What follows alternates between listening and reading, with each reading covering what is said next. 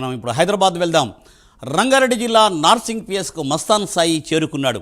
మస్తాన్ సాయిని 3 రోజుల పాటు పోలీసులు విచారించనున్నారు. ఈ విచారణలో భాగంగా లావణ్య ఇచ్చిన హార్డ్ డిస్క్ను పోలీసులు ఓపెన్ చేయనున్నారు. లైంగిక ఆరోపణల కేసులో చంచలగూడ జైల్లో మస్తాన్ సాయి రిమాండ్లో ఉన్నారు.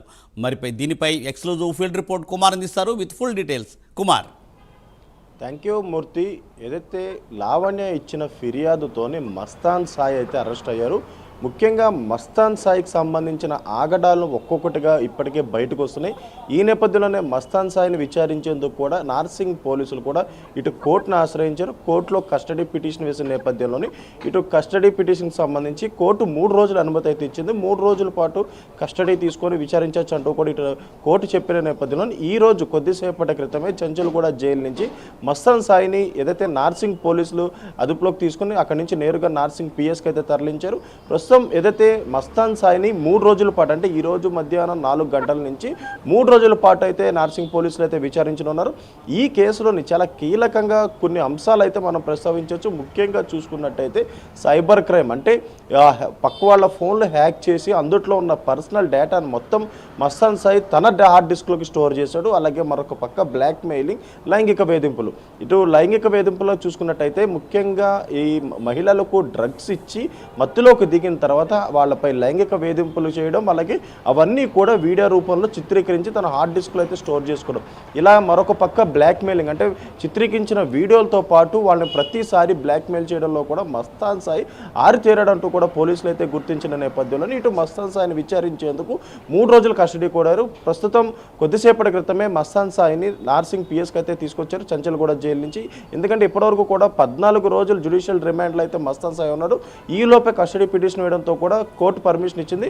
ఇప్పుడు నార్సింగ్ పిఎస్లో మస్తాన్ సాయిని అయితే విచారించనున్నారు. ఎందుకంటే ఈ కేసులో మొదటగా చూసుకున్నట్టయితే ఇటు లావణ్య రాజు తరుణ్ కేసు ఎప్పుడైతే నమోదైందో ఆ తర్వాత మస్తాన్ సాయి పేరు బయటకు వచ్చింది. ఇటు వరలక్ష్మి టిఫిన్ సెంటర్ డ్రగ్ కేసుకు సంబంధించి ఏదైతే ఓనర్ను బెదిరించిన నేపథ్యంలో కూడా ఇటు మస్తాన్ సాయి చాలా కీలక పాత్ర పోషించడానికి తెలుస్తుంది.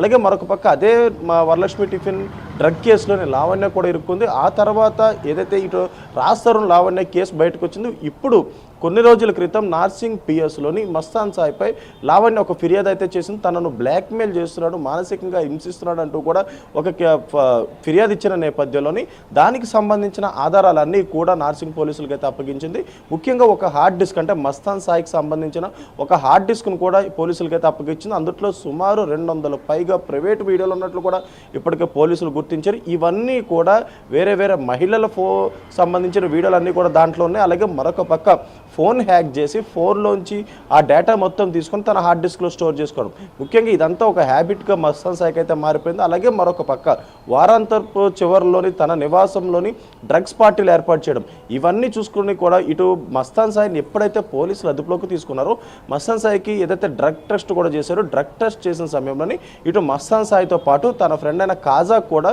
డ్రగ్ పాజిటివ్ వచ్చింది. ఈ నేపథ్యంలోనే ఇటు ఎన్డీపీఎస్ యాక్ట్ కూడా ఎఫ్ఐఆర్లో నమోదు చేశారు.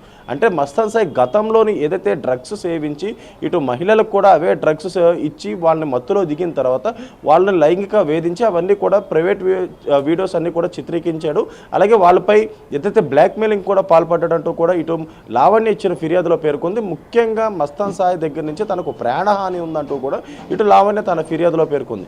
వాస్తవంగా చూసుకున్నట్టయితే మస్తాన్ సాయికి సంబంధించి లావణ్య ఏదైతే 2022లోనే మస్తాన్ సాయికి లావణ్యకి పరిచయం ఏర్పడింది. అదే సమయంలోని ఒక పార్టీలోని ఏదైతే లావణ్యకి డ్రగ్స్ ఇచ్చి తన లైంగిక వేధించాడని అప్పుడే ఏదైతే వీడియోస్ తీసి అవన్నీ హార్డ్ డిస్క్లో స్టోర్ చేసుకున్నట్లు కూడా ఇటు లావణ్య పేర్కొంది. గత నవంబర్లోని ఏదైతే మస్తాన్ సాయి కాజా ఏదైతే తన నివాసానికి వచ్చి డ్రగ్స్ తీసుకొని తనని ఏదైతే హత్య చేయడానికి ప్రయత్నించారంటూ కూడా ఇటు లావణ్య తన ఫిర్యాదులో పేర్కొంది. ముఖ్యంగా ఈ అన్ని విషయాలు అంటే గతంలో రాజ్ తరుణ్ లావణ్య కేసు కన్నా ముందే మస్తాన్ సాయితో విభేదాలు అయితే ఉన్నాయి. అప్పుడు కూడా రాజ్ తరుణ్ మధ్యలో ఎంటర్ అయ్యి కూడా ఏదైతే వాళ్ళకి సంధి చేసే ఒక ప్రక్రియ అయితే చేశాడు. ఆ తర్వాత మరొకసారి మస్తాన్ సాయి సంబంధించిన హార్డ్ డిస్క్ లావణ్య సంపాదించడంతో కూడా లావణ్య హత్య చేసేందుకు కూడా ప్రయత్నించడంతో కూడా ఇటు నార్సింగ్ పిఎస్లో కేసు అయితే నమోదు చేసింది. అప్పుడు ఇమీడియట్గా కేసు ఫైల్ చేసుకున్న పోలీసులు కూడా దీనిపై పూర్తిగా విచారణ చేశారు. విచారణ చేసిన సమయంలో కూడా చాలా విస్తుపోయే విషయాలన్నీ ఒక్కొక్కటిగా బయటకు వస్తున్నాయి. ఎందుకంటే మస్తాన్ సాయి ఒకటే హార్డ్ డిస్క్ కాదు, ఇంకా చాలా హార్డ్ డిస్క్ ఉన్నట్లు కూడా పోలీసులు అభిప్రాయపడుతున్నారు.